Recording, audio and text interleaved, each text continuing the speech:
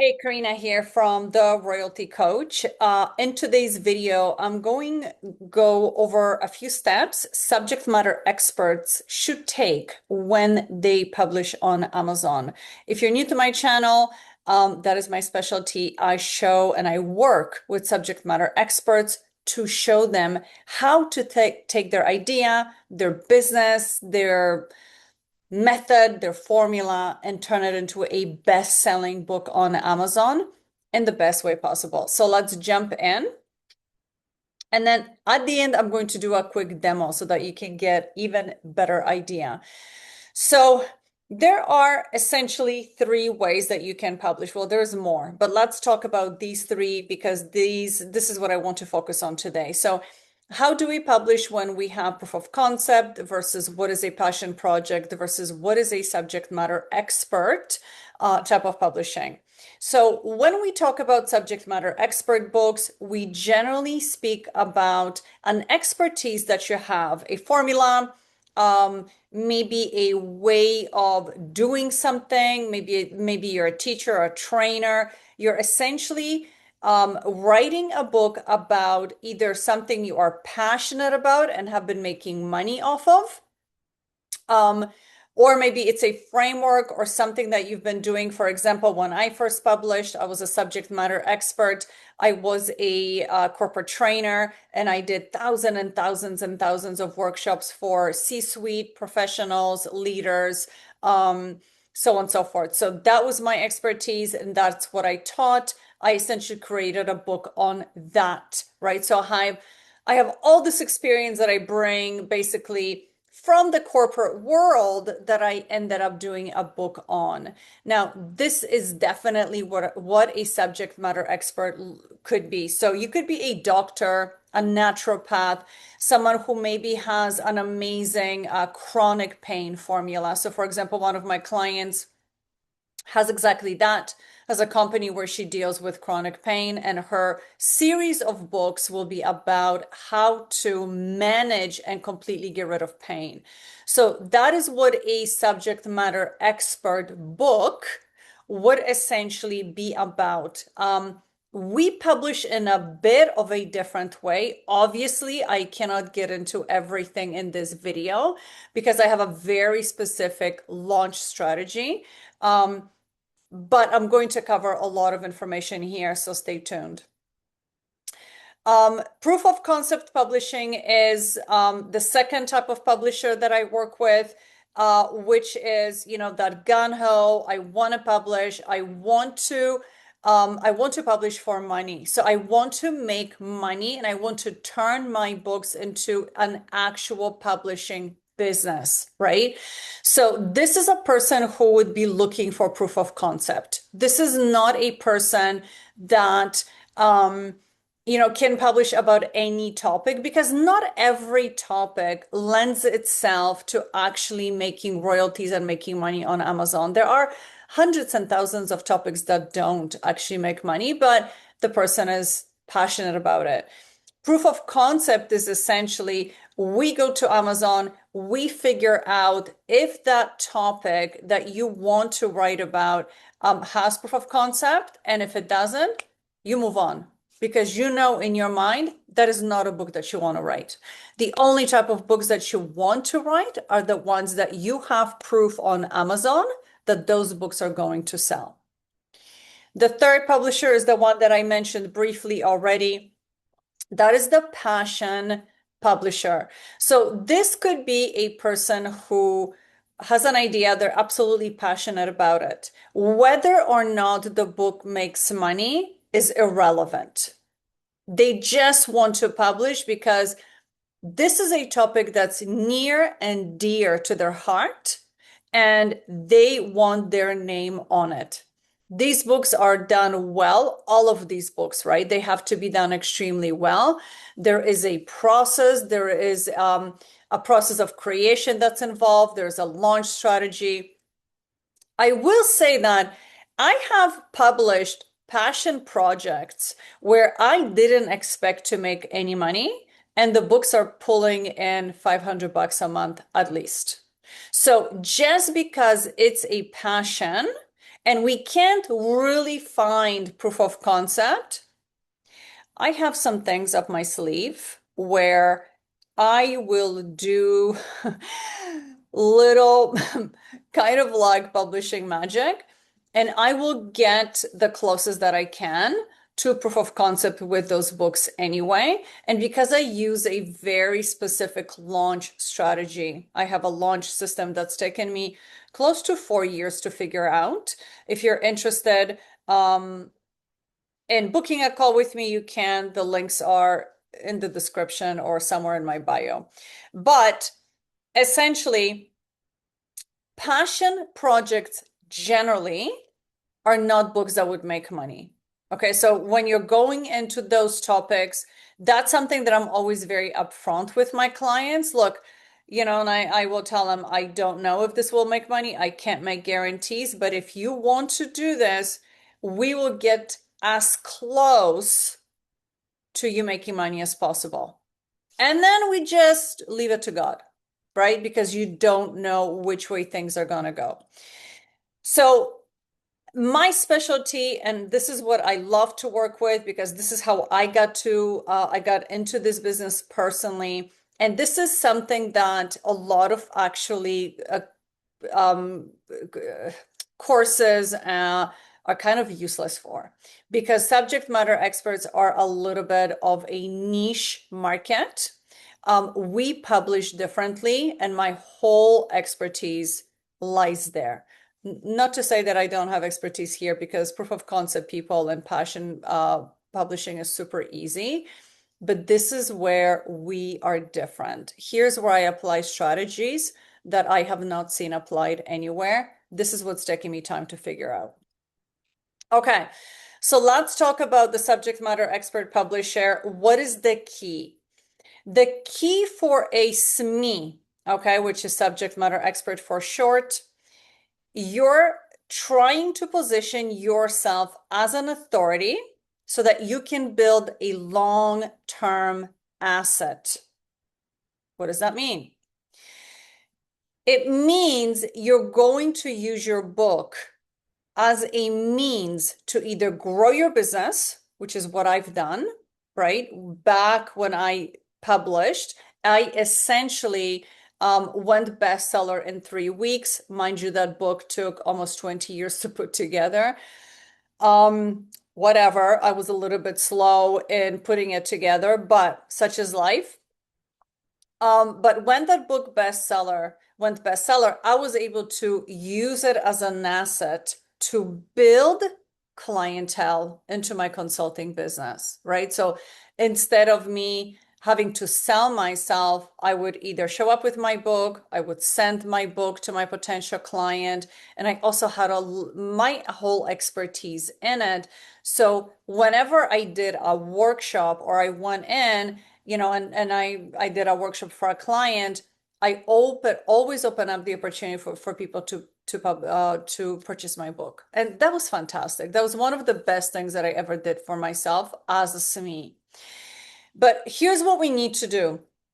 We need to validate the market, right? So when it's not just about, well, I have an expertise and I really want to do a book, so I'm just going to put it together and then I'm going to publish. It doesn't work like this. You still need to confirm demand. You still need to figure out what are your best keywords, and you still have to figure out your competition before you even start writing. Now, I did this backwards because I had a pre-written book. So I needed to figure out what is my strategy to still do it correctly, right? Get it 90% there, and then allow the launch strategy to take over. But validating the market is very important. So I do this with every single one of my clients before we talk about anything else. The second is the positioning of your book. So here we need to craft a very clear title. So this is not like, and I see this a lot, folks, please don't get offended, but I see a lot of titles where we are very passionate about the title. Okay. And I get that. I honestly, I truly get it. Titles are very personal, but Amazon's algorithm isn't. It literally doesn't care about your title. It only cares about the keywords that it can figure out from there where to place your book. So putting together a title and a subtitle, it actually hooks your potential customer, but it also allows the Amazon algorithm to place your book in front of the right audience because we are subject matter experts. We don't talk to everyone. We only speak to those people who are interested, right, in the thing that we have. But out of 300 million customers on Amazon, even 1% could make you a millionaire. So it doesn't matter. What matters is Amazon understands who to place your book in front of. The third thing is authority-driven cover and branding. Now, I generally will never, ever, ever just do a one-off book for a customer who is a subject matter expert. Before we design any covers, before we start putting, titles and all of this together, we think about the brand because you are going to be representing your brand. And when I say brand, I mean, how do we want to be seen on Amazon? Because we are SMEs in our own field, but we also will become SMEs on Amazon, right? So my whole goal is for me to become a subject matter expert on Amazon. So I need to create a brand that will tell customers, I've already seen a book like this before. Wait a minute, she's got something else coming. Hang on a second, there's a workbook coming. And all of a sudden, you are building a following of people who are truly interested in what you have. So I've seen my clients build their businesses from this. I've seen clients start with books and build businesses because of it. I've seen clients' practices just literally blow up because of this. So it really doesn't, there is no, this is better than this. It's what's best for you. And we figure this out together. The other thing that we talk about is a very strategic launch plan. Now, the launch will apply to every other type of client that I work with. The launch strategy is something that I'm very serious about. It's taken me quite a while to figure out. I went through a lot of failed books before I nailed the formula that works for every single one of my books. And it's now has gotten to the point where I can publish in any topic, as long as it's nonfiction, and I will become a bestseller in that topic only because I have nailed the strategy. And this is the launch.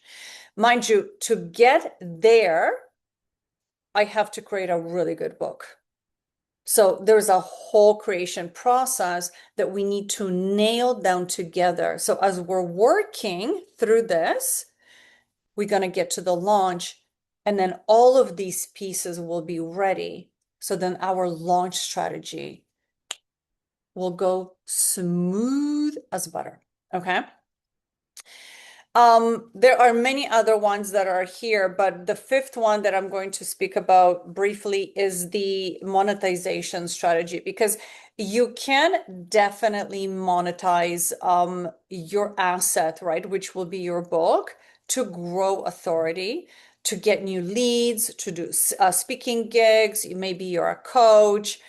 Maybe you want to sell high ticket offers. I've seen some of my clients become speakers, and they never ever thought that that would be a possibility, but it's become one for them because this person's reached out, that person reached out on LinkedIn, and all of a sudden they've built a really nice following, right? And that leads to many different openings. I had a student who ended up on the radio in their city. I had a student who ended up on a TV show because of their book.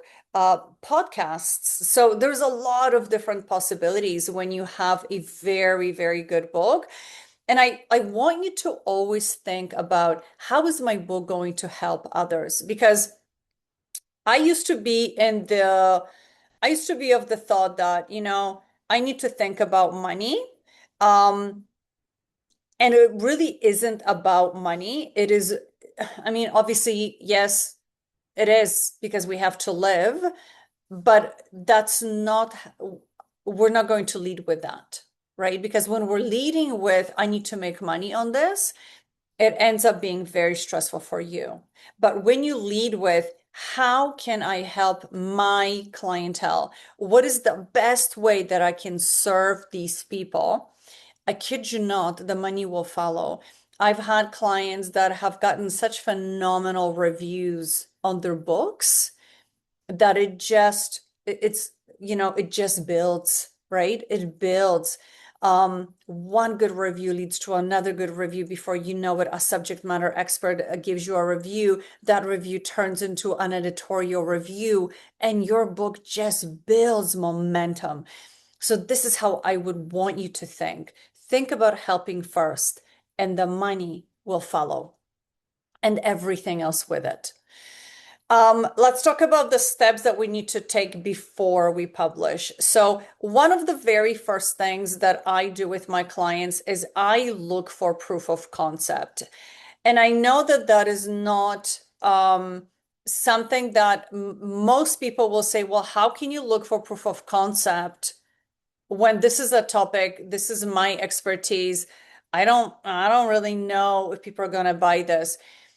There is still a way that we look for proof of concept that gets you the closest possible to what makes money.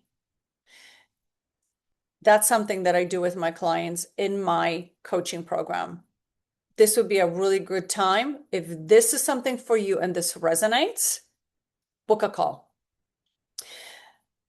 I still will try to get you as closest, and that is just a matter of expertise, a matter of understanding what sells on Amazon, what doesn't sell, how people look for topics, what to pay attention to. And obviously, I use different softwares to help me figure this out. So we get as close to POC as we can. Sometimes we get on POC, like bang on it, right? And we don't even have to worry about it. But if we don't, we come super, super close. And then the rest of my launch strategy essentially figures out the rest, right? It handles the rest. The second thing that I would do if I were you is customer research. A lot of people get on Amazon without ever trying to figure out who's selling there. Or when you do sell there, or when you go there to see who's selling, you take a quick look and you kind of know, right? You've seen who's selling. Maybe you've kind of like come across, oh, you can tell me, oh, yeah, I've seen there's like 20 books that are selling, but there isn't an in-depth customer research done. What do I mean by this? You really need to figure out what is your demographic looking for? Like, what is their pain? What is it that they're looking for and what do they need? How many of those books are already on Amazon? What are those books about? Do you ever look at the table of contents? So this is something that we're going to go through at the end when I do the demo. Customer research is hugely important. I know you may know about your topic. You may understand your topic very, very well, but you don't know the books that are selling on Amazon and why people are reading them. What is it that they want? Okay. The third thing is your title, subtitle. That must have two pieces. What is the book about? And who is your book for? I need to know clearly, and the algorithm needs to know clearly, what is the book about? Who is the book for? I see titles on Amazon, and I will demonstrate this by example. Books that will say things like thrive, and that's it. Hang on a second, because I see that my volume went out. Um, so that's fine. That's all great. However, when you don't really know um, who the book is for, if you don't really fully understand your audience, I can guarantee, like this is 99.9%, Amazon won't know who to put this in front of. So that's super important. The other piece is creating a brand. You want to be recognized, right? There needs to be some type of brand recognition, especially because you're a subject matter expert. You might decide to have book 2 or book 3, or maybe there's a beginner book and there's advanced book, or there's some kind of, you know, funnel, right, of books that you want to take them through. I've had clients where there are health practitioners, naturopathic, and so they had books for beginners, sort of like the intermediate books, advanced books, and cookbooks.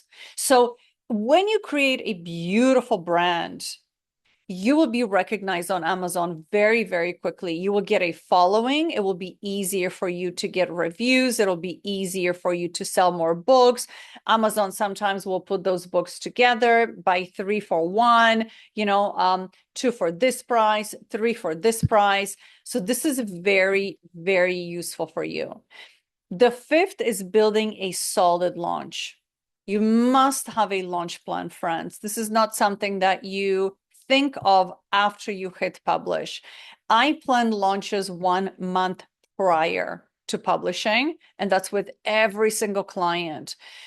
And this is what is a launch? A launch essentially helps you to understand how are you going to market the book? Where are you going to get the reviews? How quickly can your reviews come? Do you have a list of customers? A lot of my customers come with some type of list or some type of maybe a database. And you don't need to have a huge database. Listen, I have clients who have just 500 people, right, on their list. I have some that have none. I have others that have thousands of existing customers. These are great to have if you have them. And if you don't have them, you don't need to worry. But it might be something that you want to think about for the future. Because from book 1, when you have a great lead magnet inside, you can begin to produce leads, right? Just from having 1 book out. So think about this, because this might be super important for you down the road. Let me give you some additional ideas. Partnerships and affiliates, this is where you can collaborate with other experts, right? Maybe experts in your field. Sometimes it's completely other experts, but have very good channels, right? Maybe they have lots of followers on Instagram, on Facebook. You can absolutely partner up with these people. Maybe there are coaches, there's communities. Sometimes I have a client who is very involved in her Christian community. She's in some kind of a WhatsApp group that has hundreds of people just from her Christian community. She sold first 100 copies of her book, not even to customers on Amazon. These were people from her community. So this is very cool. If you have this, utilize.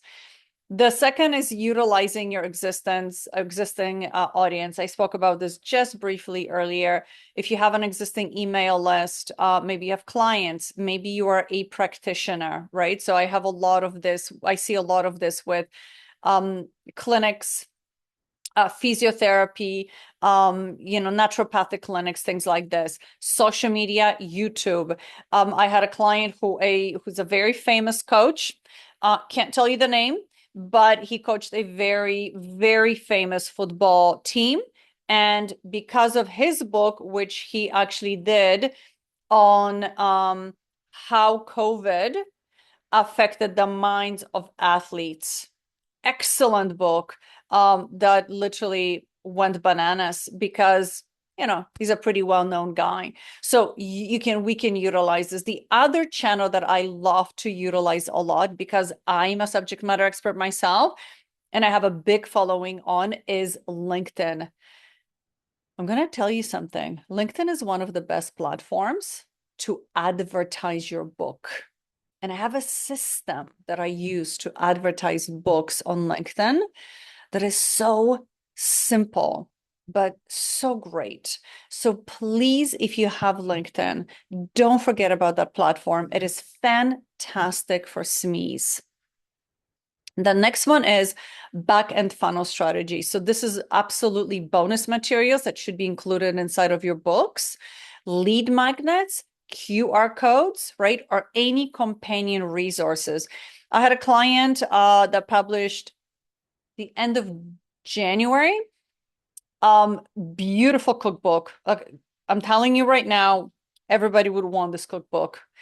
As a bonus material, he practically gave away another 140 recipes. It was a booklet. It was a book in itself. So when we do books like this, and they're super well done, right? You have your main book, but then your bonus is like an amazing lead magnet. You need to provide a QR code for that.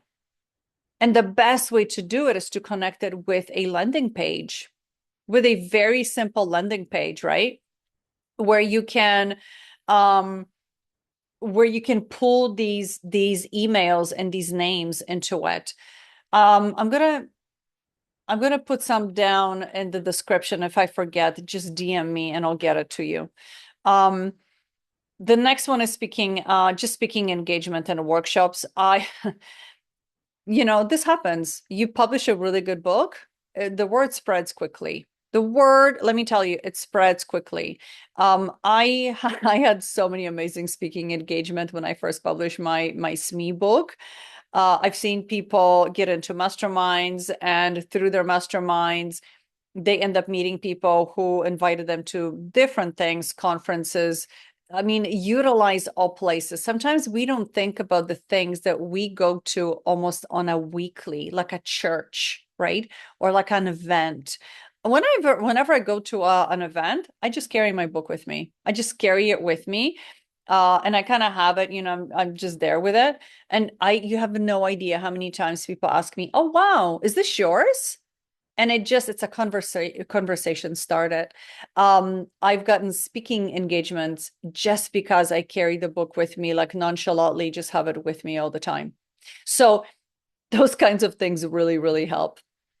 Okay, let's talk about a little bit about what you can do. I'm just going to use an example here that I have of chronic pain, right? So some things that you can do when you're analyzing your own topic. Now, I use obviously you see some numbers here. That's just an extension that I have. It's called BookBeam. There is a subscription that you have to get, but the free will allow you to see some of these. And this is very helpful. So for example, notice that there's subject matter experts. This is what I would call a brand. Notice this Kimberly Ray, 3 books. What do you notice about this brand? First of all, the cover kind of has the same vibe, look, and feel. Notice that it has different images, but if you look at the cover, it's pretty much the same style. She's following the same formula for each of her covers. Now, I can't say that the book has a great rating. It really doesn't. So this one is at 4.4. This one is at 4.6, and this is at 4.4. So this average rating isn't the best. But she does have, almost 100 reviews. But when I look at her brand, right? So I look at, for example, the series, I see that I have 5 books here that I can potentially buy. So if I scroll down, I can tell, okay, she's dealing with, this is Sick and Tired. So this is a Sick and Tired series. And then she's helping with different things. So here, this one is about suffering with chronic illness. Here is a relationship help for people. Okay. So this I'm not really clear, but that's another issue when we don't have a very clear title. Amazon really suffers to sort of tell us to place these books in front of our clients. I don't want you to make that mistake. Another one very vague, right? So I'm 100% against using titles that are this vague. The only good keyword here is chronic illness. Everything else is super vague. So shining external light on the darkness tells me nothing. I have no benefits here whatsoever. So the only way for me to know is for me to go there and actually open this book and check it to know what this thing is about. So that's something I stay away from. And there's a reason for this very low average rating. So you know what I do? I will always read the ratings. So here we got nothing. We just have a rating, not a review. But here I have some reviews. Let's see what they say. As we all know, laughter is great. Okay, not much. This little book is a great spirit lifter for people suffering with long-term illness, little food for the soul, a lot of laughter. Okay, so I feel like this book is about laughter. Okay, so she seems to, so I think this is done to just lift people up. So you see, the only way for me to know that is to actually access this book's average ratings, just to see, like, read the reviews and the ratings, right? So let me see if we can go to this one. Oh, this is the same one. Hang on a second. Let me come out of here. Let me go to a different one. Let me grab this one. Also not the best rating, but I'm curious to see if there are any comments just to demonstrate just ratings. Is there any comments on 3? No, just ratings. Again, keeping it light. This is an empathy book, it seems. Okay, let me go to a different book. Let me go to a different book so that we can get some other ideas. So I'm looking always for the bestsellers just to gain an idea. Why is this book a bestseller? A bestseller, in this case, I automatically see that I have 2 authors. So I already know that I am dealing with something that could potentially signify to me that this is a subject matter expert or an authority figure on Amazon. So authority figure books are generally books. Oh, yes, they are. If I just look at the editorial reviews, I already see that his editorial reviews are done by people who are New York bestsellers. I don't know what this Avery publisher is, but I'm looking at 2 doctors potentially. Yeah, we've got pain psychology. So these are 2 potential doctors with probably a fairly big following. So you've got almost 3,000 reviews, and they're a bestseller in Ayurveda medicine. So they're here, right? They're in Ayurveda. Okay, they're bestseller in this category, no problem. I want to look at some of their reviews, and I always start with the 1 because I want to know what was done wrong, because this gives me an idea. If I'm a subject matter expert, my book is going to be better than this. I guarantee you that my books, whatever they are, I don't care where and what I publish. I don't care if I'm publishing Ice to the Eskimos. My books are going to be better because I will know exactly who my competitors are, and I will create a book that's better than theirs. So this person didn't like the fact that there are some of the stats mentioned suggest most people's pain is mental. And as many others say, it's redundant. this person said, my doctor recommended that I read this. I thought it was very redundant. So again, redundancy is repetition. This person repeats themselves a lot. Avoid it like the plague. Few things that I avoid in my books: repetition, uh change in tone from chapter to chapter. So one chapter sounds like this, another chapter sounds like that. But repetition is brutal. People hate it. They absolutely hate it. Here is another one. It's easy reading and it's interesting, but then so are comic books. So this is not a good review, right? So if you start to read reviews, you're going to figure out, what do I have to do differently when I create my book? Because not all books, and this is the part that sometimes my clients will say, well, oh my gosh, there's all these books on Amazon. And I'm like, yeah, you're right, there are. But when you actually do the research, how many of them are good? And that's the problem. Out of all the books that sometimes I see in topics that are super saturated, right? Out of 20,000 books, maybe only 100 of them is really, really good. So don't be afraid. Don't get scared by that, because you can create a book that is so much better than that. Trust me. And you can put it on Amazon. And if your book makes 1,500 bucks, 2,000 bucks, let's say a month, and you have 3 of those, could you live with that?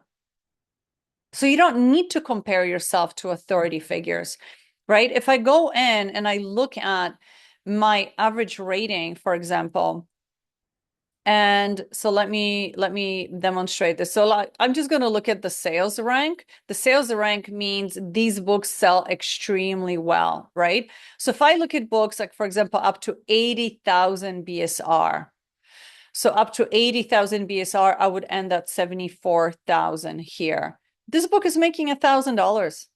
This one is making almost $1,000. This one is making 3,000, 6,000, and it just goes up from there. Why can't you make a book where you can make 1,500 bucks a month? You absolutely can. You absolutely can. Right? You don't need to compare yourself to these people here that are making 5,000 and 2,000, because these are probably subject matter experts. They have 5,000 reviews. This person has 50,000 reviews. Sorry, the other way around. 2,900 reviews making $50,000. You could easily make this amount here. Why not? You get 100 reviews, 150 reviews, 200 reviews. You work at it. In my strategy, you get 100 reviews in less than a month. So you do another 100 reviews, that's 200. You could be easily making money. So you don't need to compare yourselves with subject matter experts like these guys. These guys are authority figures, right? We don't even count these books. That's because that doesn't even compare to us. This is a deck that doesn't even compute in what we're doing. Okay. So, but you can be making good money here as a subject matter expert. And that's just one example. All right. Hopefully this gave you more clarity. If you're looking for more information, if you want to connect with me, my links are below.